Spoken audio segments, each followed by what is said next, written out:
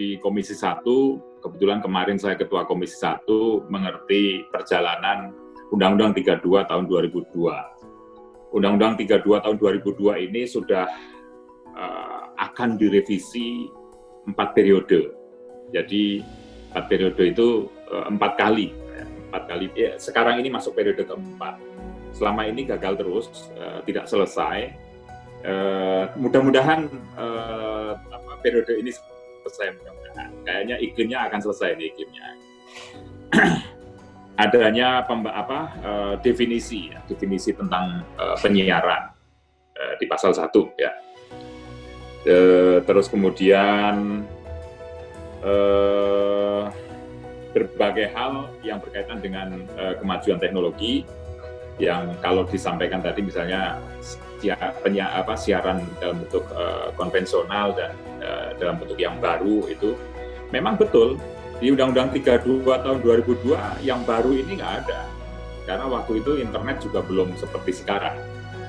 Oleh karenanya sesungguhnya periode kemarin pun sudah berusaha sekuat tenaga agar revisi itu bisa berhasil, tapi sampai di akhir itu belum bisa kita selesaikan.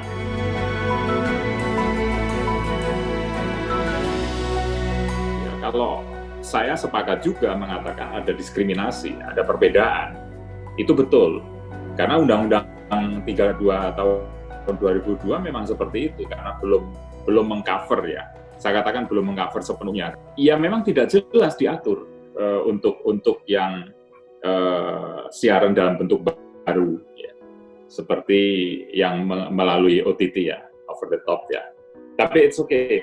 Saya sepakat sekali bahwa siaran ini yang konvensional, saya katakan konvensional bukan berarti ini kuno, tapi apa yang ada dalam Undang-Undang 32 tahun 2002, itu memang diatur sedemikian ketat. Kita tidak sedang ingin melonggarkan aturan, tapi harus memperlakukan sama terhadap seluruh bentuk siaran, baik yang konvensional maupun yang baru. Dari aspek isi siaran, pengawasannya, kemudian maupun aspek legal formal dari perusahaan, dari pemerintah, termasuk aspek dampak ekonomi, apakah multiplier efek ekonomi terhadap rakyat Indonesia maupun dampak terhadap masukan buat negara dari aspek pajak. Saya kira berangkat dari sini kami merancang revisi Undang-Undang Nomor 32 tahun 2002. Sepenuhnya didedikasikan untuk kepentingan rakyat Indonesia agar apa yang sudah dilakukan atau transaksi-transaksi yang dilakukan oleh rakyat Indonesia sebesar-besarnya juga harus memberikan manfaat kepada rakyat Indonesia. Ketika TV terestrial menyampaikan siaran berupa bentuk film misalnya, menghidupkan industri kreatif dan lain sebagainya. Berbeda dengan yang platform-platform yang tidak konvensional, yang belum diatur dengan jelas oleh Undang-Undang 32 tahun 2002, ya sensor mereka tidak ada, kemudian juga konten dan lain sebagainya ya, sehingga untuk juga ketahanan, untuk juga berbicara masalah kedaulatan itu juga menjadi bagian dari upaya dalam rangka merevisi Undang-Undang tahun 32 tahun nomor 32 tahun 2002. Kemudian apa yang dilakukan oleh Komisi 1 memang dalam hal penyiaran ini kita sedang fokus untuk melakukan revisi. Tujuannya adalah untuk kemajuan di bidang teknologi, kemajuan teknologi di bidang penyiaran. Kemudian juga kita tetap memperkuat KPI. Ya. Yang penting bagaimana aturan ini sama untuk semuanya. Jangan kemudian kami diatur sedemikian ketat, sementara ada sisi lain yang melenggang dengan mudahnya, tanpa aturan, tanpa semacam panduan atau etika dan lain sebagainya itu tiba-tiba melenggang dengan bebas dan mungkin kalau tidak mengganggu porsi konvensional juga akan diam aja mungkin. Paling ya seruan-seruan moral. Tapi ini sangat berdampak karena sudah ada perubahan pola menonton bagi anak-anak milenial kita, generasi milenial, dari tadinya dulu nonton TV, sekarang pegang gadget. Dan tentunya streaming dan OTT yang sebagaimana kita saksikan, itu menjadi jawaban buat mereka. Bahkan ada beberapa penelitian atau survei ya, yang kalau kita tanya, dalam 1 minggu Anda nonton TV berapa kali? Oh, saya udah nggak pernah nonton TV terestrial, tapi nontonnya saya pakai layanan streaming saja.